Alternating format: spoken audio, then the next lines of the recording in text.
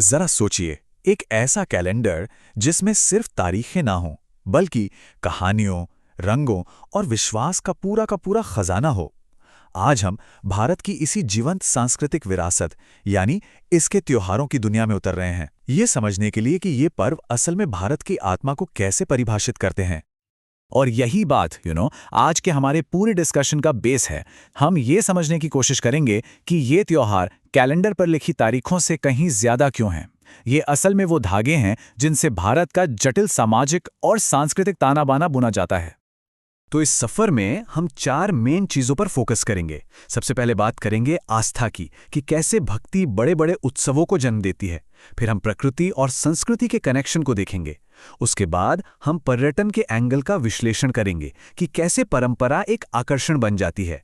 और आखिर में कुछ अनोखी परंपराओं को देखेंगे और सवाल करेंगे कि उनका भविष्य क्या है। ठीक है, तो चलिए शुरू करते हैं। हमारा पहला पड़ाव वो त्योहार हैं जो सीधे आस्था और पौराणिक कथाओं से निकलते हैं, और देखते हैं कि कैसे आध्यात्मिक विश्वास इतने बड़े बड़े सांस्कृतिक आयोजनों का रूप ले लेते हैं। तो एक सवाल आता है दिमाग में कि कैसे किसी एक व्यक्ति का विश्वास और पूरे समाज की आस्था मिलकर इतने बड़े और सार्वजनिक उत्सवों को जन्म देते हैं। चलिए कुछ उदाहरणों से इसे समझते हैं। अब दुर्गा पूजा का स्केल देखिए। ये सिर्फ एक स्थानीय त्योहार नहीं है। जब 2021 में यूनेस्को ने इसे मान्यता दी तो ये सिर्फ एक उत्सव के लिए नहीं थी, ये एक पूरी की पूरी क्रिएटिव इकोनॉमी को पहचान दे रही थी, जिसमें मूर्तिकारों से लेकर पंडाल बनाने वाले कारीगर तक शामिल हैं।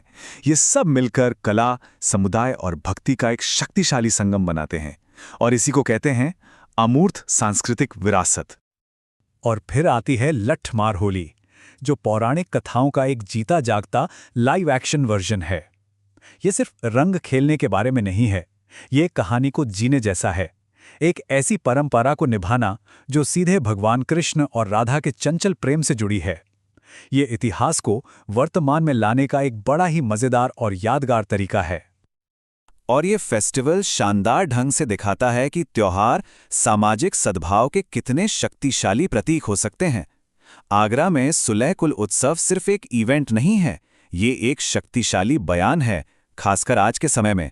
ये इस विचार का उत्सव है कि अलग अलग संस्कृतियां और धर्म न केवल एक साथ रह सकते हैं, बल्कि एक साथ जश्न भी मना सकते हैं। चलिए अब आगे बढ़ते हैं अपने दूसरे सेक्शन की तरफ। यहाँ हम उन त्योहारों को देखेंगे जो आस्था के साथ साथ प्रकृति की लय से भी गहराई से जुड़े हुए हैं, यानी मौसम, फसल और पर्यावरण से। बैसाखी इसका एक बेहतरीन उदाहरण है। मतलब ये एक ही समय पर कई चीजें हैं। ये प्रकृति का उत्सव है क्योंकि वसंत आ गया है, ये किसानों का उत्सव है क्योंकि फसल कटाई के लिए तैयार है, और ये सिख समुदाय के लिए एक बहुत ही महत्वपूर्ण आध्यात्मिक दिन भी है। ये दिखाता है कि कैसे संस्कृति के अलग अलग पहलू एक ही त्योहार में एक साथ आ सकते हैं। ऐसे ही झारखंड में सरहुल त्योहार है। इसका नाम ही फूलों की क्रांति काफी कुछ बता देता है। ये सिर्फ एक नए साल की शुरुआत नहीं है, ये प्रकृति के साथ समुदाय के रिश्ते का एक गहरा नवीनीकरण है, एक तरह का वार्षिक अनुष्ठान जो उनके गहरे पर्यावरणीय संबंधों को स्वीकार करता है और सम्मान देता है।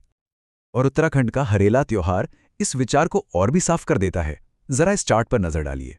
ये सिर्फ एक परंपरा नहीं है, इसका एक मिशन है। इसका मूल उद्देश्य हरियाली, समृद्धि और पर्यावरण संरक्षण को बढ़ावा देना है। ये एक ऐसा त्योहार है जिसका एक स्पष्ट पारिस्थितिकी संदेश है, जो याद दिलाता है कि संस्कृति और संरक्षण हाथ में हाथ डालकर चल सकते हैं। ओके, अब फोकस शिफ्ट करते हैं एक बहुत ही व्यावहारिक पहलू पर, अर्थशास्त्र।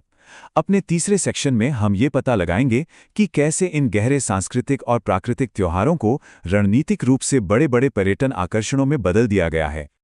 ये तुलना काफी दिलचस्प है। एक तरफ है रणोत्सव, जिसे 2006 में खास तौर पर पर्यटन को बढ़ावा देने के लिए बनाया गया था, और ये एक जबरदस्त सफलता रहा। दूसरी तरफ है हाथी महोत्सव, जो सदियों पुरानी परंपराओं से स्वाभाविक रूप से विकसित हुआ है। दोनों ही आज बड़े पर्यटक आकर्षण हैं, जो दिखाते हैं कि पर्यटन के लिए दो अलग अलग रास्ते हो सकते हैं, एक उद्देश्य से बनाया गया और दूसरा परंपरा से विकसित हुआ। आइए हाथी महोत्सव को थोड़ा और करीब से देखें। ये सिर्फ हाथियों को देखने के बारे में नहीं है, ये एक पूरा संवेदी अनुभव है। भव्य जुलूसों की कल्पना कीजिए, हाथी पोलो जैसा अनोखा और थोड़ा विचित्र खेल, और स्थानीय लोक प्रदर्शनों की ध्वनियां। ये सभी मिलकर एक ऐसा पैकेज बनाते हैं जो पर्यटकों के लिए अविस्मरणीय होता है। तो पॉइंट ये है कि कई नए त्योहारों के पीछे एक स्पष्ट रणनीति होती है। शिकारा महोत्सव कश्मीर की प्रतिष्ठित नावों को बढ़ावा देता है, गुरेज महोत्सव एक दूरस्थ घाटी को पर्यटन मानचित्र पर लाता है, और पिंजौर विरासत महोत्सव एक पुराने बगीचे में नई जान फूंकता है। बेसिकली ये संस्कृति का रणनीतिक उपयोग है। अपने अंतिम सेक्शन में अब हम कुछ सबसे अनोखी और दुर्लभ परंपराओं को देखेंगे और इस सवाल पर विचार करेंगे कि एक आधुनिक दुनिया में इन परंपराओं का भविष्य क्या है। 12। इस संख्या को याद रखें। यह हमें उन त्योहारों की अविश्वसनीय दुर्लभता और विशिष्टता की ओर ले जाती है जो जीवन काल में कुछ ही बार आते हैं, और यही चीज उन्हें और भी खास बना देती है। यहाँ दो असाधारण उदाहरण हैं।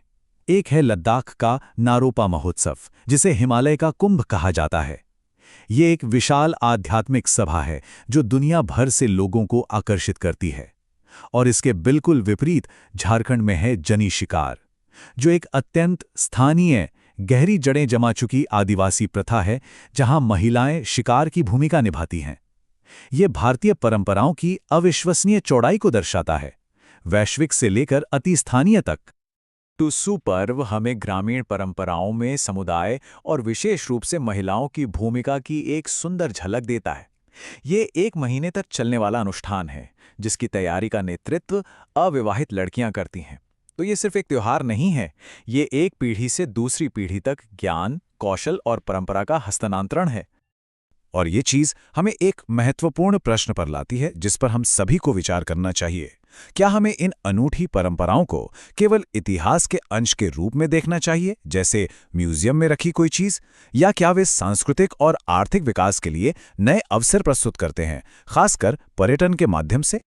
स्रोत सामग्री का निष्कर्ष इस मामले में बिल्कुल स्पष्ट है। सफलता की कुंजी सम्मान में निहित है। जब पर्यटन स्थानीय संस्कृति को एक वस्तु के रूप में नहीं बल्कि एक जीवित विरासत के रूप में देखता है, तो यह एक विन विन सिचुएशन बनाता है, पर्यटकों के लिए प्रामाणिक अनुभव और स्थानीय समुदायों के लिए आर्थिक सशक्तिकरण। तो अंत में यही वो विचार है जिसके साथ हम इस विश्लेषण को समाप्त करेंगे। असली चुनौती संतुलन में है। इन परंपराओं को दुनिया के लिए कैसे खोला जाए कि उनकी आत्मा और प्रामाणिकता खो ना जाए। ये सुनिश्चित करना कि भारत की ये जीवंत विरासत भविष्य में भी फलती फूलती रहे, सिर्फ आर्थिक रूप से नहीं बल्कि सांस्कृतिक रूप से भी, यही सबसे बड़ा काम है।